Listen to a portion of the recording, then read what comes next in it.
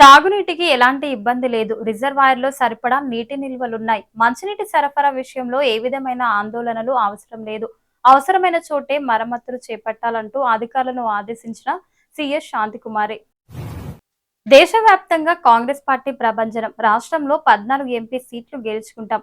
100 రోజుల రాష్ట్ర ప్రభుత్వ పాలనకు ప్రజలు నీరాజనం పలుకుతున్నారన్న తెలంగాణ రాష్ట్ర ప్రణాళిక సంఘం వైస్ చైర్మన్ డాక్టర్ చిన్నారెడ్డి. దమ్ముంటే లోకల్ అభ్యర్థిని నిలబెట్టాలంటూ ఈటెల రాజేందర్ హెచ్చరిక. తనకు మల్కాజ్గిరితో ఏం సంబంధమని రేవంత్ రెడ్డి ప్రశ్నిస్తున్నాడని ఆగ్రహం. ఆయన కూడా ఈ ప్రాంతం వాడినే అభ్యర్థిగా నిలబెట్టాలని సవాల్. బయటి వ్యక్తిని నిలబెడితే ఊరుకునేది లేదన్న ఈటెల. బోధనా ఫీజు బకాయిల చెల్లింపెప్పుడు? ప్రభుత్వానికి భారంగా మారిన ఆర్థిక చెల్లింపులు, భారీగా పేరుకుపోయిన రియంబర్స్మెంట్, స్కాలర్షిప్ బకాయిలు. గత నవంబర్లో 350 కోట్లకు టోకెన్లు జారీ. ఈ నెల 25 లోపు వాటిని చెల్లించకుంటే టోకన్లు వెనక్కి. 7,000 కోట్లకు పైగా పెండింగ్ బకాయిలు చెల్లించాలంటూ యాజమాన్యాలు. లెండి ప్రాజెక్టుకు పక్కా ప్రణాళిక. కోడ్ ముగియగానే మరాఠాలతో చర్చలు. 2003లో తలపెట్టిన ప్రాజెక్టు చుట్టూ సమస్యల వలయాలు. 560 కోట్లతో పునరుద్ధరణ. మహారాష్ట్ర, తెలంగాణ సరిహద్దులో సాగులోకి రానున్న 49,000 ఎకరాలు. కవిత పాత పిటిషన్ ఉపసంహరణ. అరెస్టు కావడంతో నిరర్ధకరంగా మారిన అభ్యర్థన. ఉపసంహరణకు అభ్యంతరం చెప్పని ఈడీ. దాఖలైన పిటిషన్ అడ్మిట్ కావడానికి మరింత సమయం. హిందూ మతానికి అవమానం. డీఎంకే, కాంగ్రెస్ అంటేనే అవినీతి, కుటుంబ పాలన.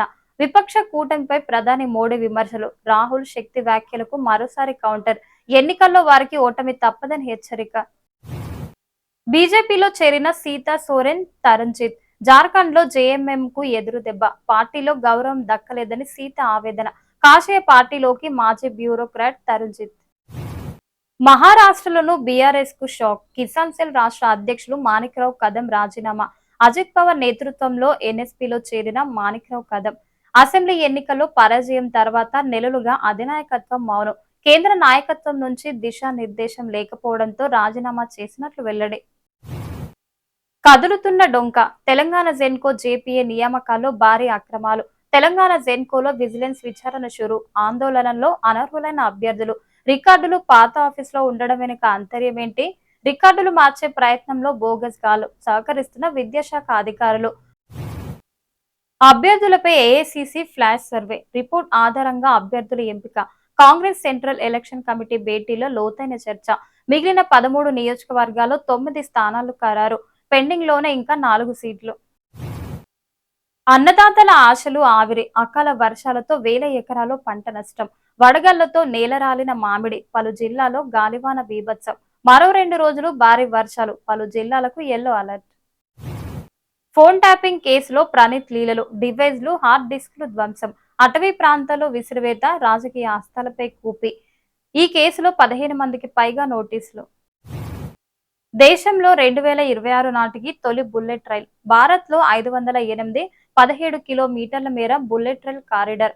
2.58 గంటల్లో అహ్మదాబాద్ నుంచి ముంబైకి. తొలుత సూరత్ నుంచి బిలిమోరా వరకు బుల్లెట్ రైల్. కేంద్ర రైల్వే మంత్రి అశ్విని వైష్ణవ్ వెల్లడి. వాకాటి కరుణ మాయాజాలం. రాష్ట్రపతి ఉత్తర్వులను ఉల్లంఘించిన నాటి విద్యాశాఖ ప్రభుత్వ కార్యదర్శి. డిగ్రీ లెక్చరర్ల జోన్ల మార్పులో చేతివాటం. అంతరాష్ట్ర అధ్యాపకుల నుంచి ముడుపులు. ఏపీ నుంచి వచ్చిన 14 మంది లెక్చరర్లకు మల్టీజోన్ 1 కేటాయింపు. యూనియన్ లీడర్ల రంగ ప్రవేశంతో మల్టీజోన్ 2కు కేటాయింపు. బదిలీల్లో చాలానే డబ్బులు దండుకున్నట్టు ఆరోపణలు.